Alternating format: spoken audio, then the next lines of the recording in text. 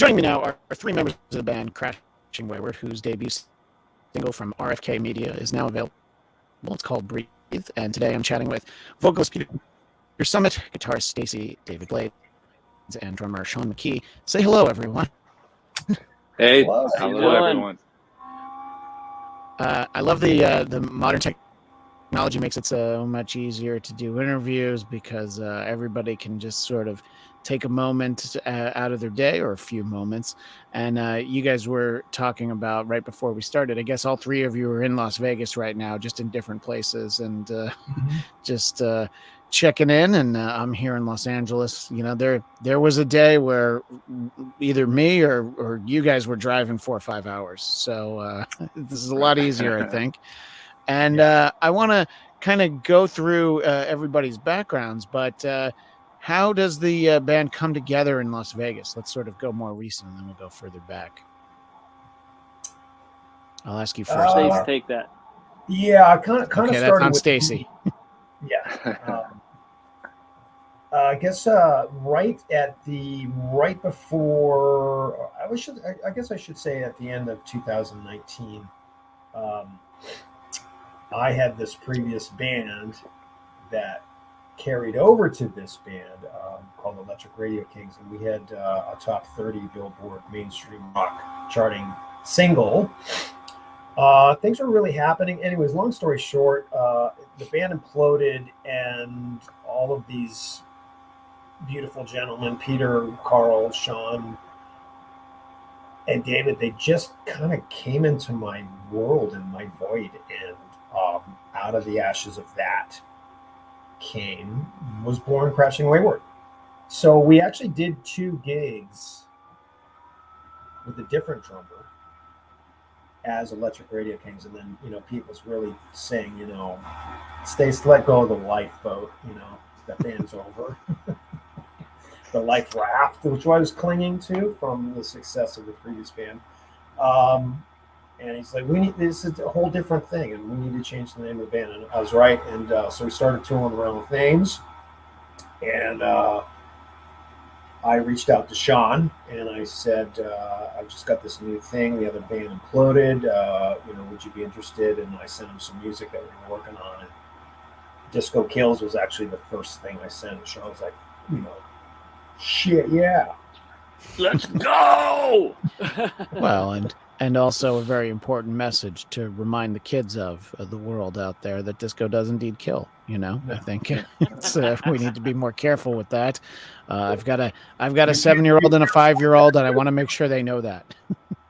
So that's kind of how the band got started, yeah. And then of course the pandemic hit. We literally played the Viper Room in LA 2 weeks before the pandemic hit, and so we were like, well, I guess we're not playing this year. So we really were afforded, Christian, the time to develop the band's sound and style and songwriting. So we just spent that whole year writing and demoing, and then we started recording. I guess it was late fall here in Las Vegas at the Hideout with producer Mike Gillies, who Mike was Metallica's studio engineer for 26 years, from the Load record on to Hardwired to Detonate. But it's also worked with Shania Twain, The Cult, Our Lady Peace, Bryan Adams. He's another Canadian like me. Yeah. So that's kind of how things got started. And then we filmed video for Breathe. God, what was that? November of 20? It was. Yeah. And we November released 20. that early last year, and just took the time building our brand. And now things are really kind of starting to snowball for us. So it's really nice to see all that, the labor we put in for 2 years straight, really starting to pay off. Let me ask the other guys sort of what was going on when, with you personally, Peter, before Stacy got in touch with you about this band. Were you in another band? What had you been doing previously? Was the timing perfect for this? The timing was perfect for this. Had it been a year earlier, 5 years earlier, there's no way I could have done it. I've been a single father, so I took a hiatus from music, kind of was just washed up. I wasn't washed up, but I was You were just washed over up. it at that point. Yeah, Yeah. I was all washed up. You were fed up with music. I was fed up. Yeah. Absolutely. I was in a couple of bands, and one was pretty successful on a small scale, kind of where we're starting to do things nationally, and that just dissolved. I started another band in Orange County, which was actually a little bit more of that metal Avenged Sevenfold, kind of what was coming out of Orange County at that time, 2010, 2012. After that band pretty much imploded, I was done. I was always the guy that was more available and more present, and I had the most responsibility than most of my band members at that time. I had my kids, but I showed up to rehearsal. I was available for every gig. And when that last band imploded, I was like, I'm done. I just want to not really focus on music anymore, even though inside it was burning inside me for such a long time. And I started to kind of come around to the idea of starting a band or joining a band again. And ironically, I was so focused on getting out of San Diego, which is where I was at the time, and the Los Angeles band circuit. I even looked at Las Vegas Craigslist, what bands, if there's anything available. And this is about, this is 2019, bro. I want to add to that. Christian, Pete and I knew each other in early 2000s, and we lost touch with each other. So a mutual friend put us in touch, and I never made the connection until he said, "You know Peter? He was in Daredevil Jane," and then it hit me like a frying pan, and I was like, "Oh my God! If I get this guy in my band." Well, what's funny about that is when I was starting to kind of sniff around and see what was available, my friend Steve, sent me Stacy's little, like a screenshot saying, "Hey, this band Electric Radio Kings is looking for a new singer, and I submitted you." I hit him up, and I'm seeing if he gets back to me. And I zoomed in on his little icon profile photo. I said, "I know that guy." So long story short, Stacy and Steve started going back and forth a bit, and I finally set up a call with Stacy, and I was so done with going through the gamut of trying to get bands or get into a band that I finally I just threw it out there for Stacy. I said, "Stacy, don't look any further. I'm your guy." And I'm like, and that was pretty much it. I came out a week later, and Yeah, a couple of things from what you said, Peter. You're talking about, you as a single father found yourself to be the one who was always on time and more responsible. Are you trying to perpetuate the myth that musicians are irresponsible? Is that what you're trying to tell the rest of us? Absolutely, it is. Don't let him fool you. This is the first time I've ever heard that. I don't. I've been married twice, and thankfully my current and last wife, who's absolutely amazing, allows me to have this freedom to be available even more so than I ever was. But being in a band is like being married to 5 or 4 prima donnas. It is absolutely hard. This band is the opposite of that. No, that's what my previous bands were. You're saying the other bands, yeah. But, the other bands. These guys are the real deal. Nobody in this band is in it for the facade or the cool factor. We're all in this band because we love it, we bleed it, and that's what we're here to do. And that's why we write such great songs and why we're talking to you today. And the interesting thing, you mentioned in passing Craigslist, and of course it's funny to think about looking for bands on there, but as a little footnote, a friend of mine, somebody I used to work with years ago, he got a job on Craigslist, and not the kind that you might think. He ended up becoming a writer on Ellen DeGeneres' daytime talk show, and he had that job for 15 years. So From Craigslist? From Craigslist, yeah. Wow. And so, I think sometimes people do go a little bit, a little bit creative thinking, and like, I don't know, let's just look. So, you could have found something, but I think it's better that you didn't. I guess that. Right. And Sean, same kind of question for you. What was going on at the moment? I know Stacy kind of touched on it a little bit, but for you personally, was the timing, right? I mean, Peter had an interesting point. If it had been a year earlier, 5 years earlier, he wouldn't have been able to do this band. So did it just come along at the right time for you? Yeah, it did for me too. I mean, I've been in Vegas for a long time, since '96 is when I moved here, and I've been playing a lot. I have the same story Pete does, where I became a dad and decided I was going to stay home and not tour and be dad. And I did that. I literally didn't even hold a pair of drumsticks for like 6 years.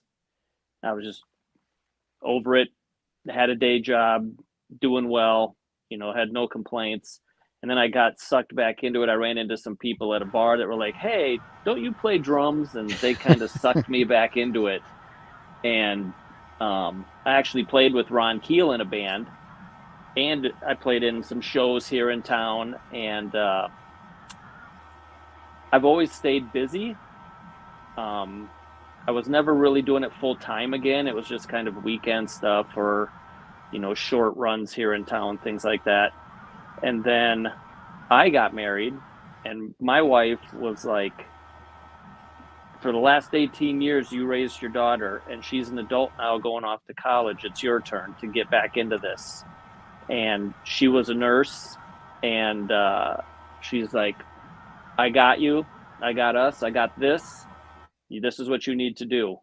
And we built a brand new house. Everything was going great. And 1 week before the shutdown, we move into the house, and like 2 weeks later, Stacy calls me and says, hey, you want to join my band? So I was at the time sitting around doing nothing, and I had just built the house. I had just put this studio in the house, and I was like, yeah, man, let's go. It's interesting because sort of that explanation, it seems like Crashing Wayward. Sorry, I was going to say that Crashing Wayward was basically your Godfather 3 moment. Every time you think you get out, they pull you back in. And but it seemed like you were ready to be pulled back in. So, and I'm sorry, Stacy, it was a little glitchy. What were you saying? Oh, well, Sean and I played in this country thing called Nashville Stars live. And right at that time, I was making that transition and wanted a new drummer in the fold. So Sean was so easy to play with. He was easy to travel with. It was always great hanging with him. I'm like, this guy's perfect. Perfect look for what we were doing. And so it was, like I said, it just really came together very organically and naturally. So feel very blessed to have this band and everything that's happening right now. So yeah, and one of you mentioned Ron Keel in passing, and the Crashing Wayward is through RFK Media, and I've spoken to Ron Keel a couple of times on the show, and he always tries to tell me that the F in RFK doesn't stand for what I think it does, but I think we all know it does. But how do you guys? Yeah, it has to. Who known him the longest, and how does how does this band get involved with him? Whichever one of you seems to have known Ron the longest. Well, my experience with Ron. I've known him since like 2008 is 2007, 2008, somewhere around in there is when him and I met. I was playing in a cover band here in town. He just happened to walk in, and when I was a kid, I listened to Keel all the time. Sure. I'm playing it in the boom box, laying in the yard while I'm shooting hoops in the driveway, always. And when he walked in, someone's like, hey, Ron Keel is here. I'm like, what? Where? I have to talk to this guy now. And we hit it off that night, and he he played in a country superstar show out here. He was Ronnie Dunn, and I joined that show to play drums in it. And then one day, I don't remember what we were doing. We were doing a photo shoot or something. And he's like, hey, I got an idea. And he had this laptop sitting on a table in a bar, and he spun it around, and it was a logo for a band called K2, which was kind of his second coming back into rock because he had been doing the country thing for so long. Right. And he's like, I want to do all the Keel stuff, all the rock stuff from my solo career, and take it out on the road and do a new record and all this stuff. And I'm like, if you're asking me, I'm in 100%. So we went and played Rocklahoma and did a show here in Vegas on the 4th of July down on Fremont Street. And then it made more sense to put the real Keel back together. And then they put that last record out and did some touring and stuff like that. But Ron and I have always stayed super, super close. And so as we were starting to release songs, I kept firing them to him to just get his opinion. And when we gave him a song called Stranger Days, I sent it to him and I didn't get a response for a couple of weeks. And I thought, oh, we didn't like that one. And all of a sudden he calls me up one day and he's like, I just started playing Stranger Days. I turned it on today. And he's like, you have wrecked my entire day. He said, I've probably listened to that song 12 times in a row now. And it might be one of the best songs I've heard in the last 20, 30 years. Wow. And I was like, wow, that is a huge compliment coming from you. And then it was shortly after that, he's like, I need you guys and want you guys badly on my label. So what do I got to do? And, you know, it's kind of a no-brainer. That Ron's one of the hardest working guys I've ever met in my life, by far.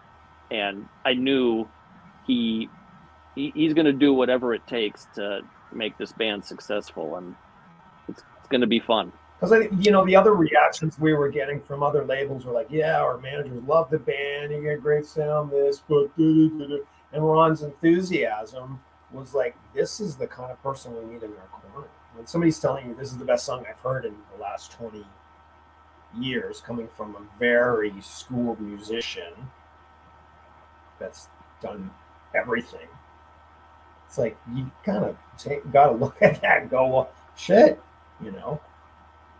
Yeah, not to mention the it. amount of music he listens to every day. Yeah. You know, so.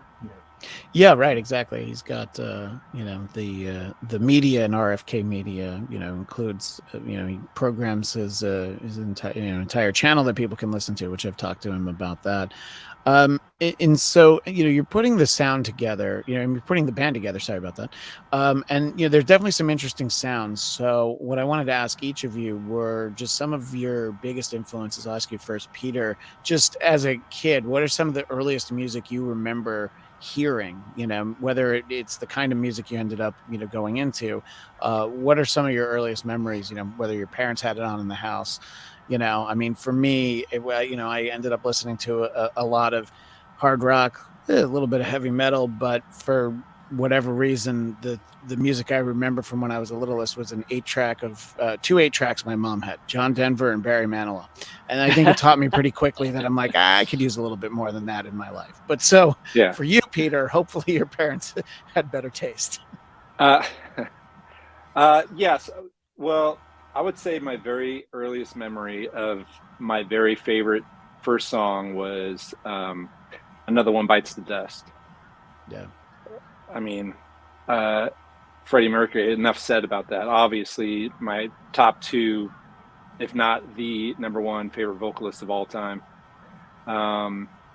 So it kind of started with that with me. And then I was so young, but a lot of what was happening in New Age or post-punk, Duran Duran, was another huge early influence, I think, between Simon Le Bon's lyrics, John Taylor being the best with, I don't know, somebody might want to challenge me, but the best bass player of all time in rock.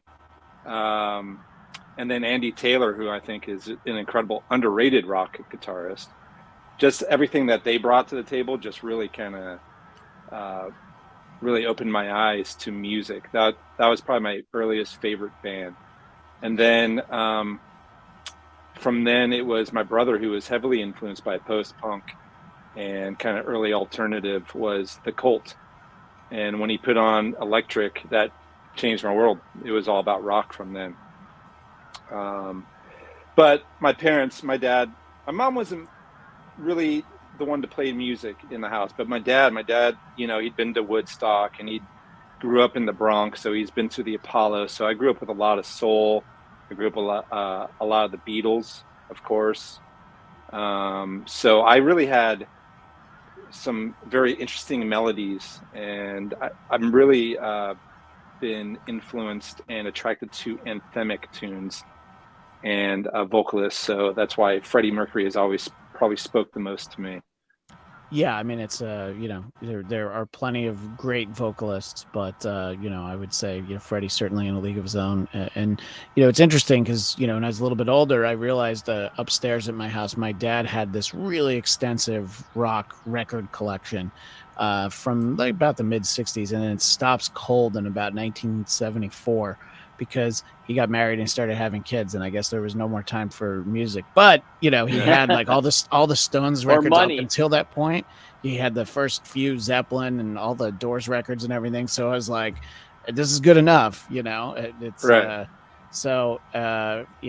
He secretly had the good music taste. It's just not what I Right. heard. What about you, Stacy? What's some of the stuff you remember being exposed to? Just in your formative years, musically just speaking. A lot of great stuff, because all my friends had older brothers and sisters, so it was Cheap Trick and ELO and Aerosmith, Queen, all that great stuff. So that was heavily influenced on me as a kid. And then getting into the early 80s, like people saying, I was really influenced by early 80s new wave, like especially Duran Duran, but very influenced by early U2. And then but I had my rock side too, so I was really into like Ozzy and Judas Priest, sure, all that stuff too. So it was just like as I developed my songwriting skill, I think it was beautiful, because it's like I took all of those different elements, a little bit of the Motels mixed with Judas Priest, mixed with early U2, mixed with ELO and Zeppelin and Van Halen. So it was a hodgepodge of all those things. So it was like it was like this big canvas that I could paint through. It wasn't just like me trying to write songs like Van Halen or Ozzy. It was like I was really into that whole kind of soundscape, kind of glassy, new romantic stuff, but had the riffs and stuff of hard rock. So that's kind of it's interesting because I've talked to a number of musicians about this, that now just listening to music, it's very fragmented and very specialized. It's like, I want to listen to 70s folk. Well, I can find a playlist of that. I want to listen to late 80s hard rock and heavy metal. I can find that. There's whole satellite channels based on that. But in like the early to mid 80s, what passed for top 40, it was like, of course you were going to have Madonna and you were going to have Wham, but it was also like, you keep listening, you're going to hear the Police and Yes. And you mentioned it too, and it was just like, it was so easy to just kind of take it all in. It's like, oh, I don't know, I kind of like these songs that I hear, and I guess you take a little bit of everything, right? Yeah, for sure. Yeah, it's just like you get the storytelling of this, like you want to get high RPM, you put on like Motley Crue or something like that, but then it's just like you could listen to Springsteen and David Bowie, who had a massive career in the 80s, so to soak all that kind of nostalgia thing and that whole like landscape of their vibe. So that's what I loved about music from the 70s and 80s and even early 90s or so. It was just this mystique of just so many things that you could really just sink your teeth into. And the music meant something then. It wasn't just disposable pop.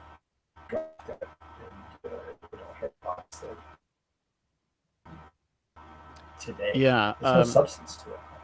Right. No, exactly. I think that, and just, even finding new rock music now, obviously can, whatever definition of rock anybody uses can be harder. But Sean, I want to ask you kind of the same thing in terms of musically, but for you specifically, what made you decide, oh yeah, drumming, that's really what I'm feeling. That's what I need to do. So was there somebody that you heard where you're like, I want to get behind the big drum kit, I want to have to take the longest amount of time to set up before we can rehearse. That's me. Yeah. Yeah, it's no question. Playing drums, they said it'd be fun. I grew up in the 70s too, man, and it was Kiss, full court press all the time. And I don't know how much you can see in the picture, but I can see this whole room is solid Kiss stuff everywhere. I'm still total geeked out over that band. And Peter Criss was it, man. That was, I would open up that Alive 2 album cover and set it on my dresser and crank it and then stand in front of it like I was in the band, playing guitar, playing drums. I mean, that was me. I was all Kiss. But then like you, anything that was hard rock, I was into that. My mom was big in, there wasn't a lot of music in my house. Nobody else played an instrument or anything like that, but my mom was an Elvis fan, of course. My dad, I grew up in South Dakota. There's not a big music scene there. And so, my dad was from a farm, grew up on a farm. So he was into country music. So the 8-track that was in our car, it was Jerry Reed or Kenny Rogers or something like that. And Jerry Reed. Yeah. And then I have an older sister who's 7 years older than I am.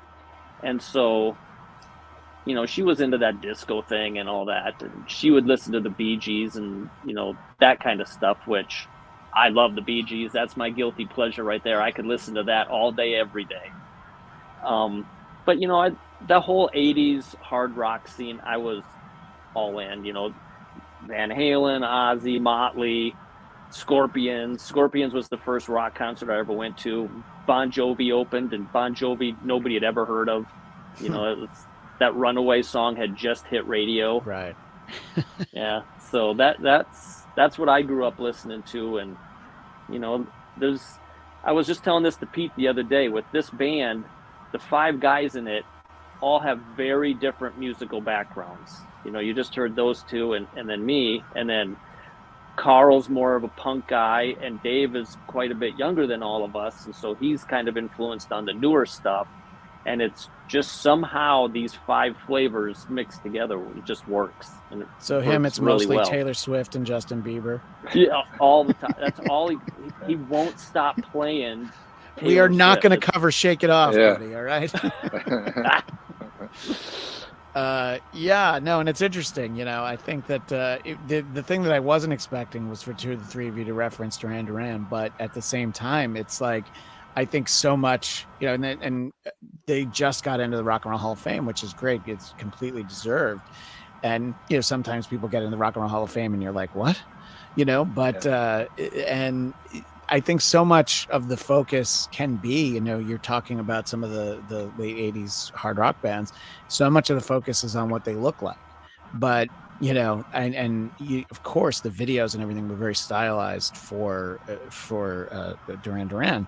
But it's like the music was great, the songwriting was great, and I think that's kind of all you're soaking in when you're just like you're talking about, just what you have on in the background when you're outside playing basketball or whatever. You're not really thinking about like, oh, what am I going to listen to? Right. It's really like as the 90s creeped along, like there was a point where it was like, you can look at some touring bills. Like, I don't think this is exactly what happened, but you had like, Alice in Chains might have opened for Motley Crue at one point. That's not exactly what it was, but those sounds, and it was just like, I kind of liked all of it. Yeah. And then there becomes this moment of like, can't like any of that stuff. What's the matter with you?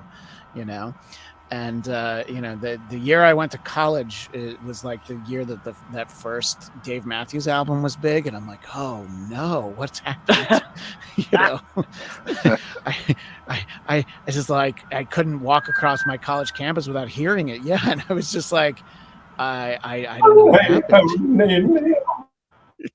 Yeah, but so I love hearing that sort of all that mix, that can happen. And Sean, you and I might have to sidebar and talk about Kiss at some point and just focus on that because especially because I could talk about that for days. You becoming a drummer.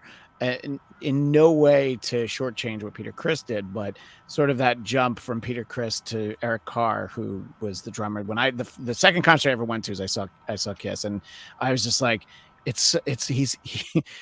I'll borrow a line from somebody I used to work for. He beat those drums like they owed him money. It was just like it was, and like when you would listen, I think a good example was that MTV show they did for the Animalized tour. And you heard all the like classic Kiss songs, and they're so much faster, and he's playing the drums so much faster, and you're just like, obviously things had changed a little bit in those few years, but I mean, you can really pull a lot of the music out of there, and obviously. And I was super excited when Singer joined the band, because that first Badlands record, that wrecked me. I listened to that thing until I wore it out multiple times. And then all of a sudden it's like, wait a minute, this guy is going to be in Kiss now? Yeah. I mean, how much better could that have been? Yeah, the first concert I ever went to was actually Alice Cooper on his Trash tour, and Eric Singer was his drummer at that point. So those were the first two drummers I saw. And then that same summer I saw Aerosmith. So it was like in 1990, I was like seeing all these great 70s bands because that's cool. That's where it was at. So the song is out. Sorry, we went a little bit further down the rabbit hole, but obviously just anytime I always try to explain to people, it's like there's a lot of shows that I do that I host on YouTube and things. I'm a nerd about a lot of things. You grow up, I loved Star Wars. I love comic books, but I'm also a huge nerd about music as well. So it's like, it's hard to not analyze things the same way, but it can always be fun to sort of see like, well, what were you nerdy about, at the same time? And there's always obviously a lot of crossover. So the song Breathe is what's out there, and by the time most people are hearing this, it'll already be available. And I guess people can go to crashingwayward.com, and then Twitter, Instagram, Facebook, and TikTok are all just Crashing Wayward. Let me ask you first, Stacy, what are the plans for 2023 with the band? Well, we're going to really work this album and, get out there nationally. We've got already 4 shows on the books. And I'm going to just really push this record because it's very special. And I'm excited to see where things, we're just, we've put the work in and we're ready to put, a massive amount more work with us. But now we have an album. So we got something to show finally. Yeah.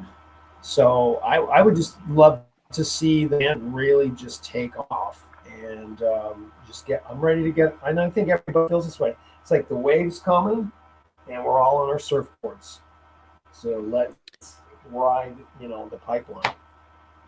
That's kind of, I'm right. excited. And I guess Peter, Peter, it helps that you guys are all in Vegas and reading over the notes. I know there's been some support. I know that you guys have had music played locally on the radio, but then also I think the Golden Knights have used it there at games, right? So it's nice when you can get some local support, especially when it's national. Sorry, what was that, Stacey? We did get some national play and some international play too. We actually won UK Club Rock, which is a huge UK magazine. We won Track of the Week. Was that this year? Yeah, that was last June, I believe. Yeah, not that this was past June, 2 Junes ago. Yeah. Was it last year? Wow, it was. Yeah. We got some radio play in it's Arizona, all blurred, man. Utah, and Minnesota.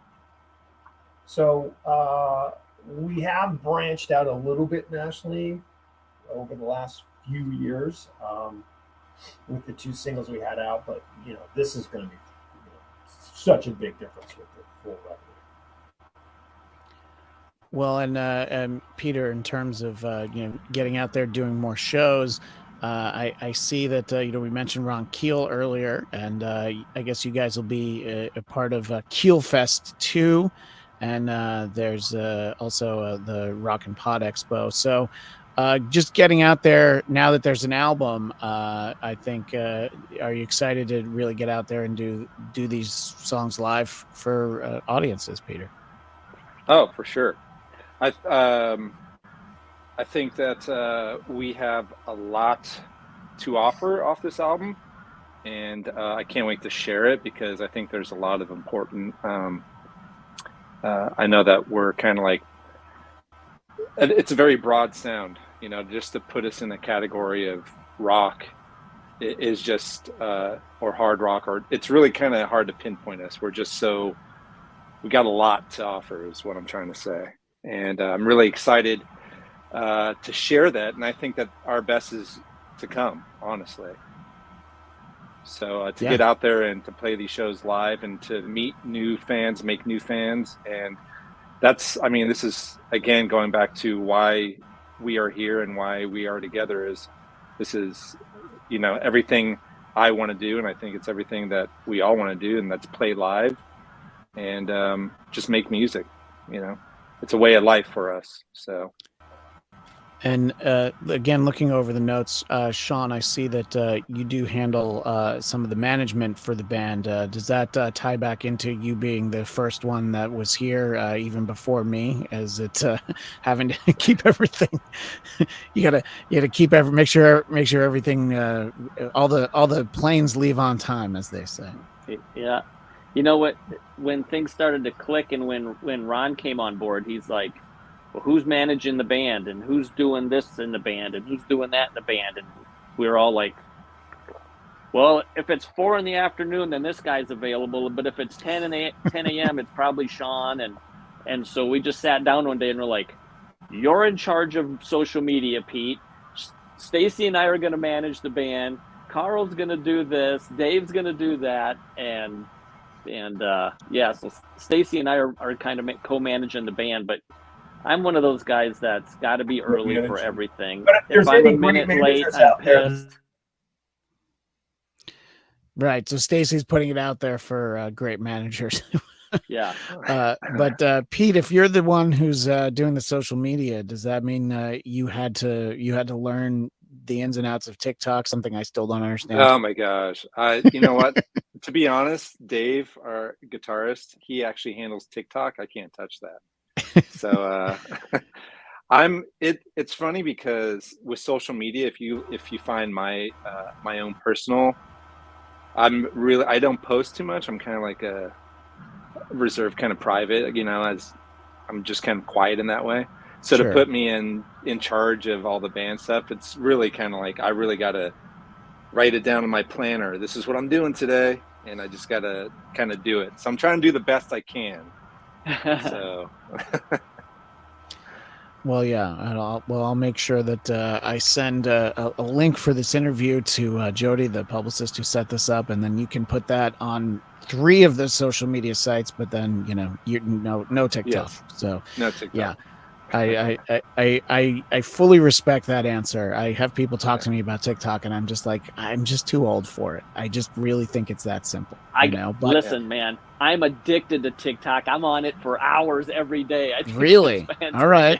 It's fantastic. So, I just understand there's a lot of dancing, so that's a little bit that I know, but. But I also know like bands you wouldn't expect to get exposure because some TikToker uses their songs. So that's what you really need to do. You got to make friends with the people on TikTok. So it's good that Sean's on there, so he knows what they're looking for. Absolutely. Yeah. Well, guys, it was great getting to chat with all 3 of you. I appreciate you being so generous with your time. I love what I've heard so far, and as I mentioned, anybody who wants anything, start off with crashingwayward.com. but then also Crashing Wayward on Twitter, Instagram, Facebook, and TikTok, as we just established. And looking forward to hearing more in the new year. And hopefully you guys make the short drive to LA before too long. But if not, I always like to get out to Vegas a couple times a year. So we'll definitely call you come if see we're us. coming to town. All right, Yeah. absolutely. Well, thank you again all so much. And for our audio audience, you'll hear Breathe on the way out. But everybody else can just find the song, where you find your music, I think is the best way to say it these days, But crashingwayward.com. Thanks again, Stacy, Pete, and Sean. I appreciate it. Thank Thank you, you. Christian. Thank you so